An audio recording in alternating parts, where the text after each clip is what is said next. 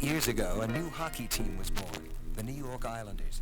They started out as an expansion team in the National Hockey League, a team of players who had never played as a team before. Instantly, they broke all sorts of records, the most games lost, the fewest games won. In the 8 years, a man named Bill Torrey restructured the team. He drafted for better players, like Dennis Potvin, Bobby Nystrom, Brian Trottier, and Mike Boston, and brought in Al Arbor as coach. That's when everything started to click, and the Islanders started to win. They began beating teams like the Boston Bruins, the Philadelphia Flyers, and the Montreal Canadiens. It seemed the Islanders had learned a lot about something we at Chemical Bank call chemistry. But chemistry didn't just win games for the Islanders. It won them the most coveted award in professional hockey, the Stanley Cup. Chemical Bank congratulates the 1980 Stanley Cup winners, the New York Islanders. It seems the chemistry's just right. Henning comes back to his own blue line and shoots it up ice for Tonelli. Tonelli comes in over the blue line on the off wing. Comes in front, the shot, the nice and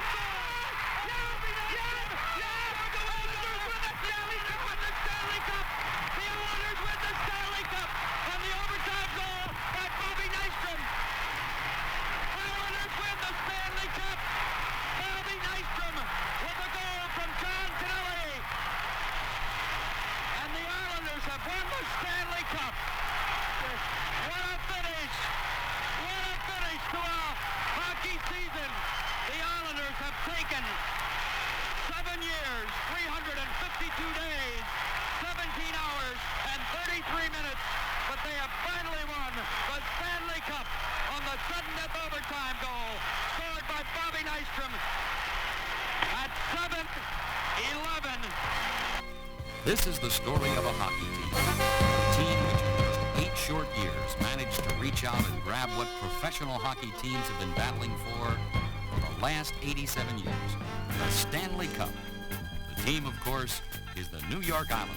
Everybody stuck to what they thought was their only goal, and their only goal was to win the Stanley Cup, and we did it. Winning the Stanley Cup is a culmination of all the work, of all the pains and all of the bad days and all of those summers where you mourn for months, 2 months after the hockey season. And for all of us, it's the first time winning the Stanley Cup. It's also the first time in many of our lives that we finished a hockey season and not had to be upset by a loss or a defeat in a playoff situation. Winning the Cup is the dream of every Canadian boy who's played. And now that there's Americans in the league, they have the same dream when they play hockey. It's the greatest prize in the game, and a game that we love and work and dedicate our lives to. There's no other way I can put it other than the fact that it's the greatest prize to me in my lifetime. It really doesn't seem that long ago, October 7th, 1972, when the Islanders first stepped onto the ice at the Nassau Coliseum to compete in the National Hockey League. Life for an expansion team in any sport is rough in the beginning, and the Islanders were no exception, as they posted a record of 12 wins, 60 losses, and 8 ties. However, unlike many other expansion teams, the Islanders improved with each passing season. In their 8-year existence, the Islanders have had only one general manager, Bill Torrey, and he now recalls those early days. The day I was hired, which I guess was around February 10th or 11th, 1972, Mr. Bowe said to me that he realized that we were starting from scratch, but that I wouldn't have to be concerned about, interference, or that what I had given him as a rough outline as a way to proceed was what he had accepted, and that's what the partners were agreeable to doing, and that was basically not look for a year or two, but to look 3, 5, maybe 6 years down the road and see what might be there. And so what I did was practically ignore totally the expansion draft, other than just when it was fairly obvious, and I spent a lot of time looking at the draft for the next 2 to 3 to 4 years, which would be obviously the nucleus from which this team would be built, and it has been built. One of the first players to don an Islander uniform, and for years he was known as Mr. Islander, was Ed Westfall.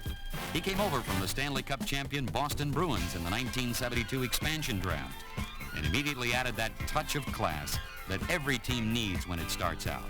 My initial reaction to leaving the Boston Bruins, I think, is one that is understandable. I was bitterly disappointed after winning the Stanley Cup for the second time in 3 seasons. I had felt for the first time really in my career that I had some security. As it turned out, it was false. And upon talking with the people with the New York Islanders, Mr. Bill Torrey, I had been welcomed and thought that it was only fair to what I had put in for 11 years in Boston to try and start a new career at something that I did know, and that was hockey. So I had accepted the offer from Mr. Torrey to come to the New York Islanders and see if somehow we couldn't gain some credibility to a brand new team starting out. Goaltender Billy Smith is the only remaining Islander from the 1972 expansion draft. He has known both the good and the bad times, as he now recalls. Well, first of all, I started out with the Los Angeles Kings, and then in 1972, I was left open on the draft, and the New York Islanders picked me up, which I felt at the time was a very big opportunity for me to play. The first 2-3 years with the New York Islanders, we didn't really have too much talent, and we suffered along through those years, even though I found it very exciting. But then fortunately, we got guys like Dennis Potvin and Brian Truddy, Mike Bossy, and the team started picking up. In 1979, in the playoffs, we were beat out by the New York Rangers, which was a very upsetting year for the New York Islanders, being beat up by the New York Rangers. Then we moved on to 1980, where we started out very badly. We didn't have much chance of doing anything until we made several good trades. We got Kenny Morrow, then we got Gordy Lane, and then the biggest trade of all, we got Butchie Goring. And we were very fortunate to move right along in the playoffs. We had several great breaks and some great opportunities, and we ended up winning the Stanley Cup, which was probably the highlight of everybody's NHL career. Other members of that first Islander team who helped contribute to the winning of the Stanley Cup in 1980 were Lorne Henning, Gary Howitt, and Bob Nystrom. They were all Islander draft choices that first year. In their second season, the Islanders again came up winners at the amateur draft when they selected Dennis Potvin. Summer 1973, I was drafted by the Islanders, and at that time I was really happy to have been drafted number 1 in the country, and that was a goal that I'd been going through, that I had in my mind throughout of junior hockey. And coming with the Islander team, knowing that it had a poor record the season before, but also knowing that there was going to be a coaching change, and my junior coach had told me that Al Arbour would take us under his wing and show us how to play hockey, and especially help me to play defense in the National Hockey League.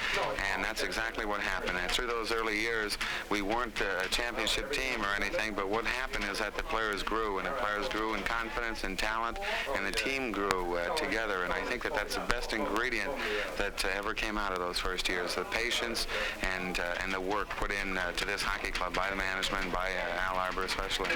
On June 10th, 1973, the New York Islanders hired Al Arbour as coach, and he has been at the helm ever since.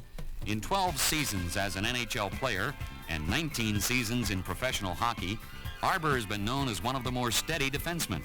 In their first season, the Islanders allowed 347 goals.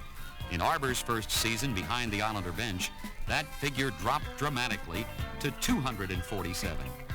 Al Arbour recalls the transformation the Islanders have made from cellar dwellers to the occupants of the executive suite. Well, I recall when I first joined the club and at the first training camp, after looking at all the players who were there trying out, I thought that it was going to be a long time till we ever could get to the Stanley Cup. So we decided to go with kids, and but after a couple of months, some of the players that we had certainly showed a lot of encouragement for me. Players like Howitt, Nystrom, Dave Lewis, Andre Saint-Laurent. These players were just continually working in the afternoon and in the morning, and never giving up, and it really caught on with the club. And at that time, I felt that we could surprise a few people in a short few years. In their third year, the Islanders made a dramatic turnaround, posting a record of 33 wins, 25 losses, 22 ties, and making the playoffs for the first time. The Islanders' first trip to the postseason play is an interesting page in their history. In the quarterfinal round, they found themselves down 3-0 against Pittsburgh, but they roared back to win the next 4 games and the series. And all Islander fans will remember Chico Resch kissing the goalpost. It was only the second time in NHL history a team came from behind 3-0 to win a playoff 7-game series. In the semifinal round, they found themselves in the same situation against Philadelphia this time. Again, they came back, winning 3 straight before losing the 7th game. The Islanders' captain of that team, Ed Westfall, recalls those 2 incredible series. 1975 was the really birth of recognition for the New York Islanders. After scraping through the season, we had not made the playoffs until that year, and it was right down to the last of the regular season games when we made the playoffs. We played the New York Rangers, our crosstown rivals, as they are sometimes called, in the first round, a 2-out-of-3 series. Lost the first game in Madison Square Gardens, won back here in Long Island, and then won an overtime game in Madison Square Garden to defeat and eliminate the New York Rangers, something that no one ever thought would happen. We were kind of a laughingstock when we went into that series. Going from there, we went into the series with Pittsburgh. We lost, unfortunately, the first 3 games and faced elimination, but lo and behold, leave it to the Islanders of 1975. They came storming back and won 4 straight games, being only the second team in the NHL history ever to do that. And upon doing that, we had to then face the very talented and very powerful Philadelphia Flyers. And this was in the semifinals. We lost the first 3 games to Philadelphia, much like we did to Pittsburgh, and then came storming back to win 3 straight. And then in the 7th game in Philadelphia, they eliminated the New York Islanders in a game that we all remember, the score being 4-2. And that was really the coming to life of the New York Islanders franchise. And they had then started on the road that, of course, has taken them to the heights that they have gained today. In their 4th year, the Islanders became an offensive powerhouse when, for the first time, they exceeded 40 wins and 100 points.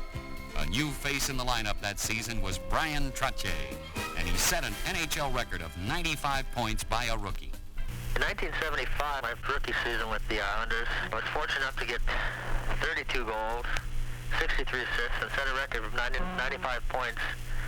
And it still holds as a record in the NHL. Trottier would be joined 2 years later by another high-scoring rookie, Mike Bossy. In his first season, Bossy would set an NHL record of 53 goals by a rookie. His second season was even more incredible, as he scored 69 goals. Then this season, even though hampered by injuries, Bossy again exceeded the 50-goal plateau, scoring 51. Between Bossy and Trottier, the Islanders had the most awesome scoring combination in the National Hockey League. Playing with Bryan is it's been a lot of fun for me. I didn't know who I was going to play with when I first came to the Islanders. I didn't know who Bryan Trottier was when I came here. I had heard about him, but I didn't know who Bryan was, the person, and who Bryan was, the hockey player. It didn't take me long to find out that Bryan was one heck of a hockey player, one heck of a centerman, and it seemed that as soon as we started playing with each other, that things started working well for myself and for him. After my first year, I finished my rookie season with over 50 goals, and Bryan, got over 120 points, and I think that was a first for him too. So, it was a lot of fun for both of us, and Bryan's my best friend I have on a team. So, and I'm not shy to say it either. We get along extremely well. The 1978-79 season was truly a great one in the Islanders' history, as they led the National Hockey League in overall points. However, it all came undone in the playoffs when they were upset by the Rangers. Then came the 1979-80 season. The Islanders dipped to 91 points, 5th best in the league. A pretty good year ordinarily, but not when compared to the previous season. Upon closer examination, however, it becomes evident what happened. Injuries to key players. Dennis Potvin out for 49 games. Bob Nystrom out for 14 games, and on it went. But the 1979-80 season did have one incredible occurrence. It was the night of November 28th when Billy Smith made National Hockey League history. Delayed penalty coming up against the Islanders. The Rockies have control of the puck. Delorme comes in over the blue line on the left side. He feeds the right point to Ramage. In front to Deblois. He shoots, saved by Billy Smith. Rebound to his left. Taken by Ramage. He tries to feed the right point. There's nobody there that's going the full length of the rink. It's going to go in the net. It's a goal for the New York Islanders, and they've tied the score at 4-all. And Billy Smith should get credit for that goal. He was the last one to touch it. We'll check on the scoring later, but the Islanders have tied it up on an empty net goal scored by Rob Ramage of the Colorado Rockies that should be credited to Billy Smith to make National Hockey League history. Billy Smith was indeed credited with a goal and thus became the first goalie in NHL history to accomplish this feat. In 1980, I was very fortunate to be the first goalie ever to score a goal against the Colorado Rockies. At first, it was credited to Davy Lewis, but then after the game, when they saw it on the replay, Eddie Westphal was the man that ended up picking it up, and the goal was credited to me. It was very exciting. There was a lot of good publicity brought from it, and it was really a big highlight in my career, in which both the stick and the puck are going to end up in the Hall of Fame, and my name will be in the record books forever. The first half of the season was nothing to write home about, as the Islanders posted a rather blasé record of 17 wins, 17 losses, and 6 ties. But in the second half, the pieces that were to be a part of a Stanley Cup puzzle were being inserted. On February 28th, a young man fresh from the U.S. Olympic hockey team, Ken Morrow, joined the Islanders.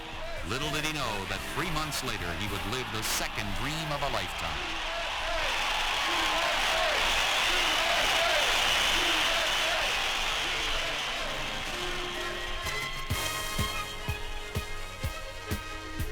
In the 1979-80 season, it was felt that if you stopped the Brian Trottier line, you stopped the New York Islanders. That theory was put to rest in March, when the Islanders acquired center Butch Goring from the Los Angeles Kings. Goring would anchor the Islanders' number 2 line, and from the day he joined the team until the end of the season, the Islanders would not lose another game, 12 straight. General Manager Bill Torrey comments on the acquisition of Goring. There's been so many things written and said about it, some of which, carry it really out of its honest context. But I think any trade you make the timing of the trade is almost as important, or can be almost as important as the actual trade itself. We were looking for a position and a certain type player, and there are not a lot around. We had to pay a high price to get the player, but it was a price that we could afford to pay, thanks to the development of some other aspects of our team this year. Our assessment of Butch was that he had had 7 or 8 years of a lot of hard work and a lot of frustration, that he was a winning team-type player, and that an opportunity to be on a Stanley Cup Championship team would be something that he would work even harder for. He just creates excitement, he generates enthusiasm, and that's something that money can't buy. And certainly I think the ingredient that he has brought is that hustling, all-out, hard-working effort. And the talent is obvious. The other aspects are not always, but they have proven to me to be more important than just the basic talent. The Islanders closed out the regular season on Saturday, April 5th, with a 2-1 conquest of the New York Rangers. Now it's on to the playoffs for the 6th straight season. This time there would be no heartbreaking defeats, no bitter upsets. This time the chemistry is right. It belongs to the Islanders.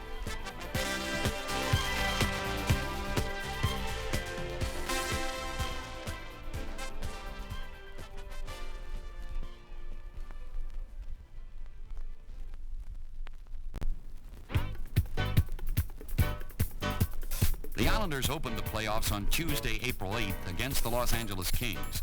The Islanders definitely are a 2-goalie team. Between Billy Smith and Chico Resch, they have as formidable goaltending as there is in the NHL. Coach Al Arbour felt that Billy Smith had the hot hand, so Smitty would start the first game against L.A. It turned out to be a wise decision, for Smith would be sensational throughout the 1980 playoffs. In Game 1 of the series, the Islanders blew the Kings right out of the Nassau Coliseum with an 8-1 victory. But in Game 2, Los Angeles came back to even the series at a game apiece. So now it was on to Los Angeles for Games 3 and 4. In Game 3, the Islanders were behind 3-1, battled back to tie it up and send it into overtime. Olympian Ken Morrow then provided the dramatics. We're tied at 3-all. This is sudden death overtime. Draw controlled by the Kings, but it went right on net. Lassard made the save behind the net for Lewis. He tries to clear, not out. Lane got a drive away from the left point, saved by Lassard. Rebound on the corner. Saint Laurent can't get it out. It's kept in by Howard. Centering pass, top of the slot to Morrow. The drive. Goal! Islanders win! All right! On the drive by Kenny Morrow, and the Islanders have won the overtime game 4-3. The Los Angeles Kings were a high-scoring offensive machine, and the Islanders knew they would have to play a well-disciplined defensive game to beat them.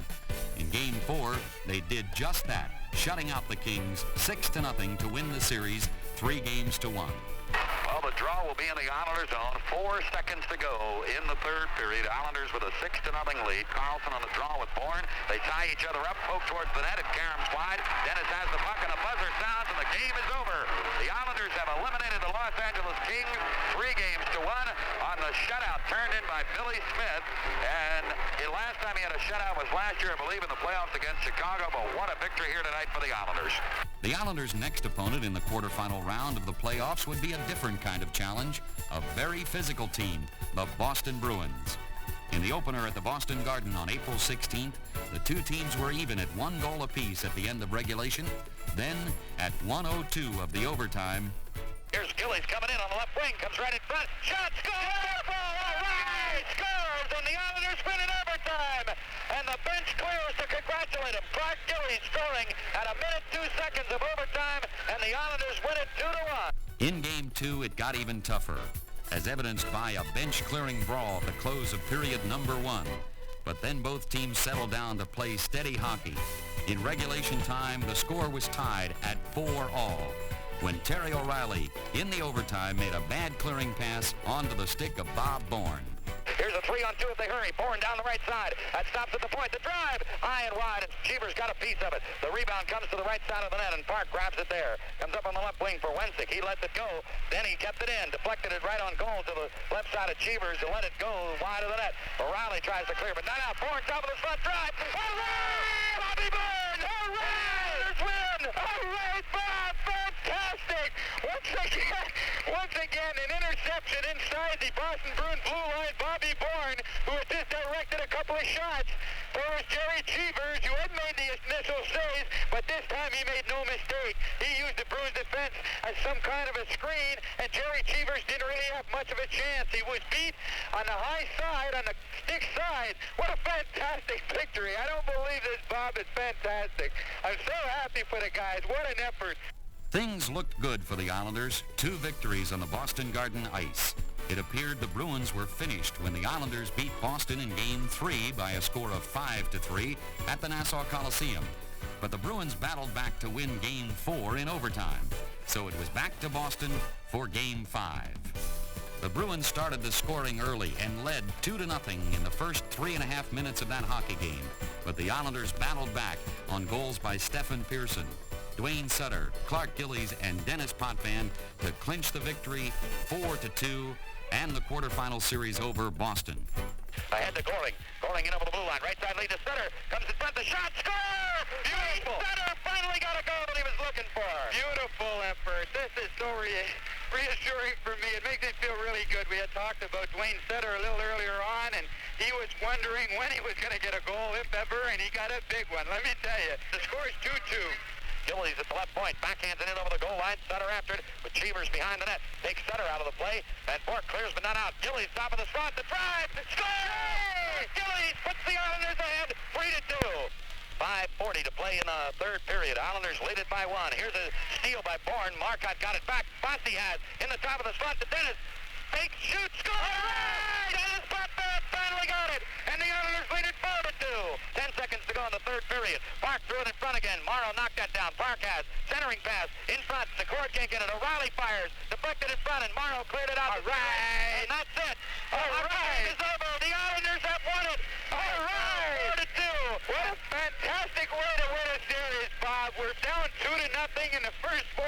minutes of this hockey game, and these guys don't know when to quit. They just kept coming and coming, and that's exactly what they did, and they came back. A tremendous comeback for the New York Islanders, who won this series 4-1.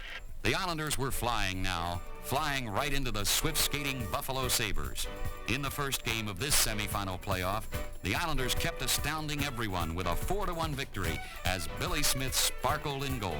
Ramsey has there, trying to come in front with a puck. He goes to the right side of the net, out to the left point to Schoenfeld. The drive, deflected just wide as Gare had a piece of it, but so did Billy Smith.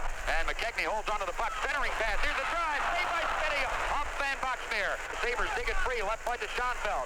And it's knocked off his stick by Bobby Bourne, going back the other way. Bourne comes in, one on nobody, comes in front, the shot, score! Beautiful, scored on a short-handed goal to tie up the game. Out to the right face-off circle, then the right point. Van Boxmeer drive, saved by Smitty, and he held on. It got behind him, but he managed to hold on to it at the last second as the penalty is over, and both teams go back to full strength. Icing being waved off as Height goes back to pick it up. Comes right in front of the net, clearing pass, followed by Bossy in front of the shot, score! Mike Bossy with a great steal, and he drilled it. The Islanders lead it 2-1. Face-off in the Sabre zone at the top of the left face-off circle is controlled by the Islanders. Right point drive by Pearson, just went wide of the net. Rebound Tonelli in front, shot, he scored! John Tonelli got the rebound off the backboards and drilled it. The Islanders lead it 3-1. Loose puck in the Islanders zone. Mongrain behind the net for Perreault, knocked off his stick. He got it back to the left side of the net, out to the left point to Schoenfeld. The drive, saved by Smitty. Rebound on the slot, taken by Merrick, and he cleared the zone. Left wing lead to Rick Martin, into the top of the slot, comes in front, fake shoot, save, Smitty. Now Van Boxmeer finds an opening, up on the right wing for Perreault. Perreault comes to the Islander blue line, at the right point. Now threw it along the boards for Sealing in the right corner. Out to the top of the slot, a shot by Sealing, knocked down and a save by Smitty on a deflection by Martin, and the Islanders clear the zone. Tonelli crosses the red line, sends in Sutter on the left wing. Down the left wing he goes to the goal line in front of Tonelli. Shot! All right! John Tonelli on a great centering pass by Dwayne Sutter, and the Islanders lead it 4-1. The second game of the series went to double overtime. Goring is out for the draw against Savard outside the Islander blue line. Islanders control. Dennis has in his own zone. Comes right side to Larimer. Pokes it out to center ice to Nystrom. Nystrom down the right wing. Dumps it in over the goal line. Sauvé stops behind the net. Then Van Boxmeer tried to clear it away. Goring harassed him, so the Sabres have to get some help. Savard tried to clear, but not out. Kept in by Larimer. Now Savard clears it, but not out. Gillies with a drive. Just went wide. Rebound to the left corner. Sauvé clears it over there. Now it's taken by Rick Martin. Here's another steal. Gillies top of the slot drive. Broken up by Van Boxmeer. Rebound to Nystrom. Trying to center it down to the slot. And Larimer, the drive. Yes! Rebound. Yes! Nystrom score. And the Islanders win. Bobby Nystrom, after the Larimer drive that was saved by Sauvé. Nystrom jumped on the loose puck and knocked it home. And the Islanders win it in double overtime, 2-1. The Islanders now led the series 2-0. They had played 7 road games in the playoffs and won them all. However, on their home ice, they were just 2-2. On the night of May 3rd, the Islanders straightened out that situation with a 7-4 win and a rather commanding 3-0 lead in the series. Perreault racing down into the Islanders zone, a long shot off Morrow, sticking to the left corner, picked up by Martin. Martin's pass to McClanahan, tipped away by Trottier. Trottier to the right wing for Bossy. Bossy scores into the Buffalo zone. He shoots, he scores! Bossy's 5th playoff goal from Brian Trottier at 5:14. 1-0 Islanders. Merrick was chased. Tonelli got the draw to Morrow. Morrow shot it in high. Around it comes to the near boards. Lane there checked by Perreault. Loose puck behind the net. Tonelli battles with Mike Ramsey in front. Merrick scored. He stuffed it. Now we've seen that play before. John Tonelli passes from behind the net to Wayne Merrick, standing almost in the crease. Merrick jams the puck into the far side of the net, giving the Islanders a 2-0 lead. Wayne Merrick from John Tonelli. It's Dennis Potvin shooting it into the corner. Nice behind the net for Trottier. Trottier, oh, he scored! A whirl around and hooked it, and it's 3-2 Islanders. Trottier's got the puck on the faceoff. He's in front, he back empty. Score! It's a power play goal. 4-2 Islanders. Potvin picks it up. Dennis sweeps the puck all the way down to the Buffalo zone for Henning. He's got a break. He's in front. He shoots. He scores! All right, Lorne Henning from Dennis Potvin. That should overdo it to the Buffalo Sabres. Ford beats Barrett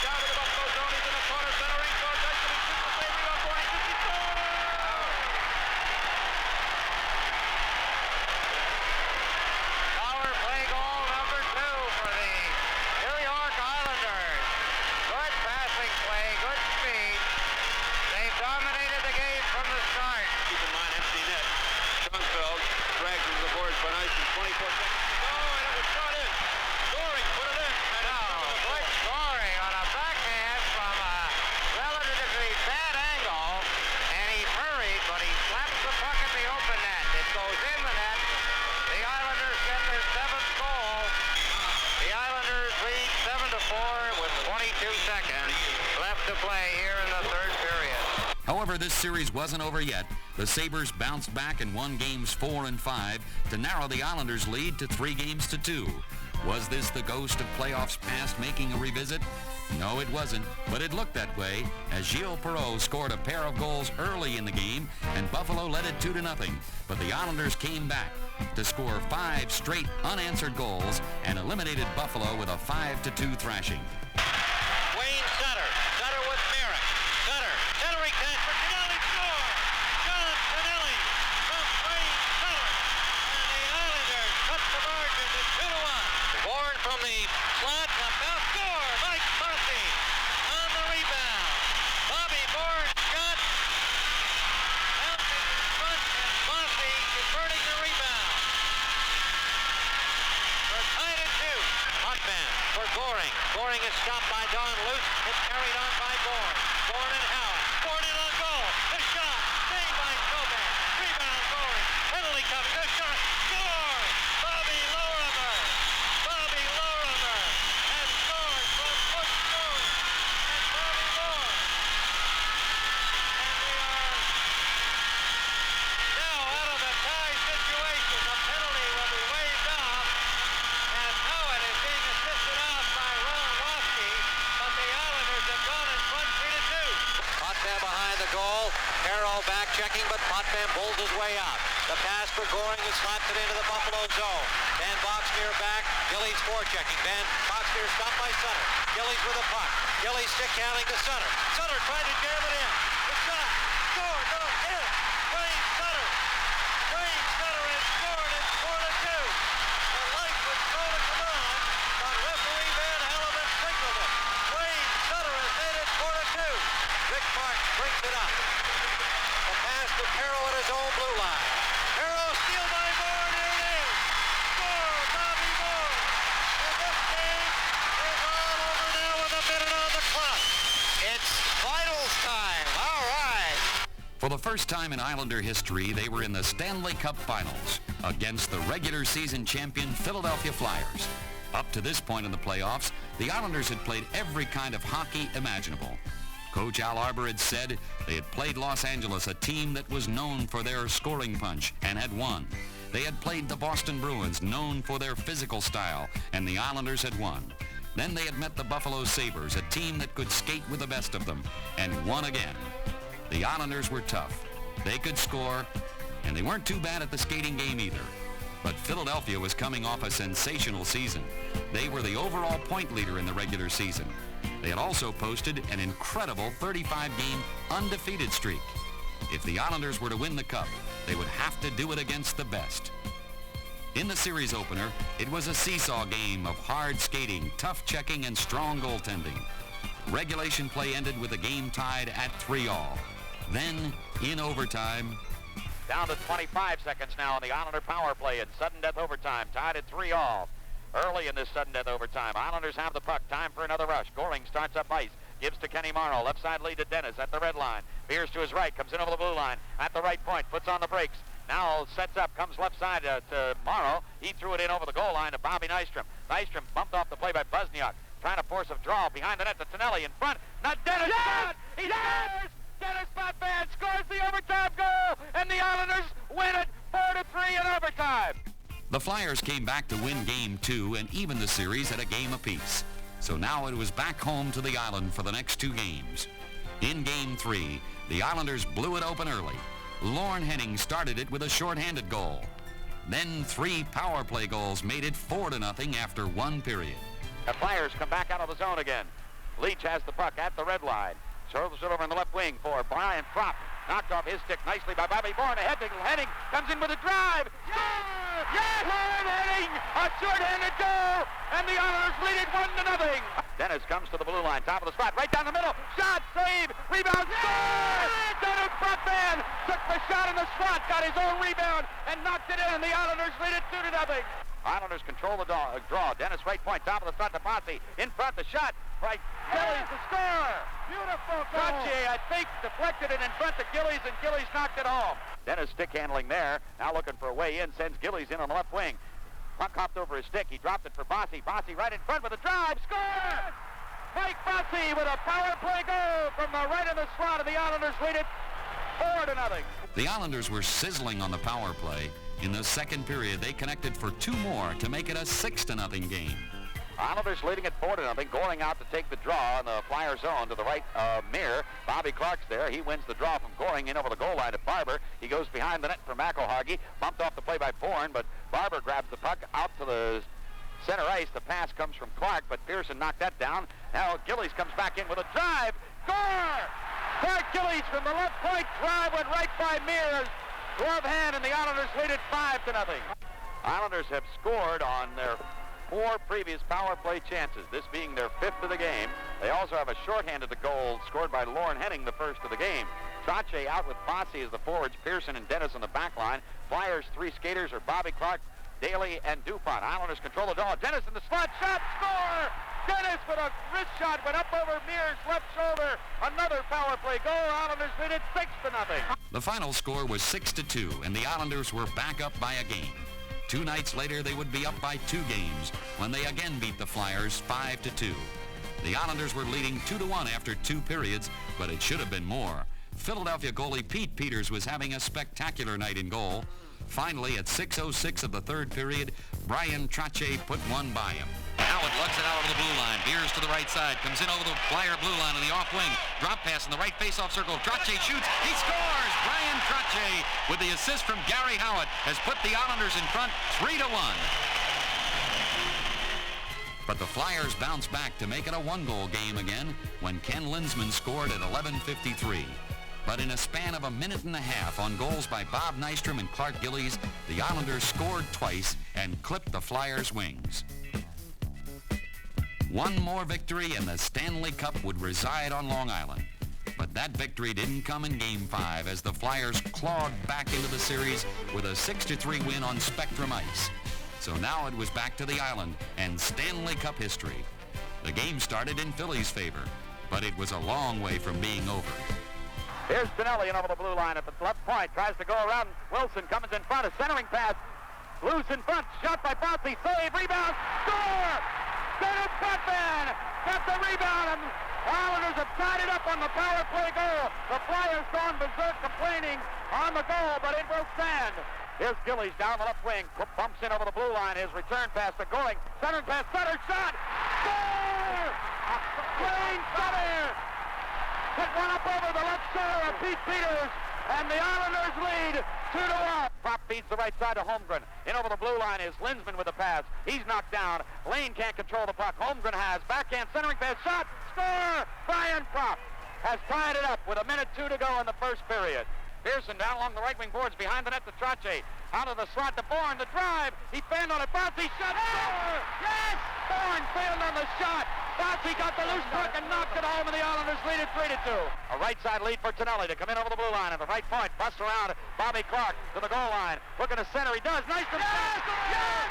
All right! Threw it in front to Nystrom, and he knocked it home, and the Islanders lead it 4-2. In the 3rd period, the Flyers, battling for their lives, evened things up, and this one was headed for overtime. In playoff games, the Islanders had won 6 out of 7 overtime games. They had us right where we wanted them. Flyers win the draw, clear the zone, but Langevin gets it back at his own blue line. Right side to Pearson. Up ice to Henning. He deflected it into the zone. Islanders racing after the puck. Nystrom interfered with, but no penalty called. Nystrom collides with Daly behind the Flyer net. Puck is loose there, cleared over the boards, but not, and comes out to center ice. Pearson stops it there for Henning. Henning comes back to his own blue line and shoots it up ice for Tonelli. Tonelli comes in over the blue line on the off wing. Comes it back, the shot to Nystrom.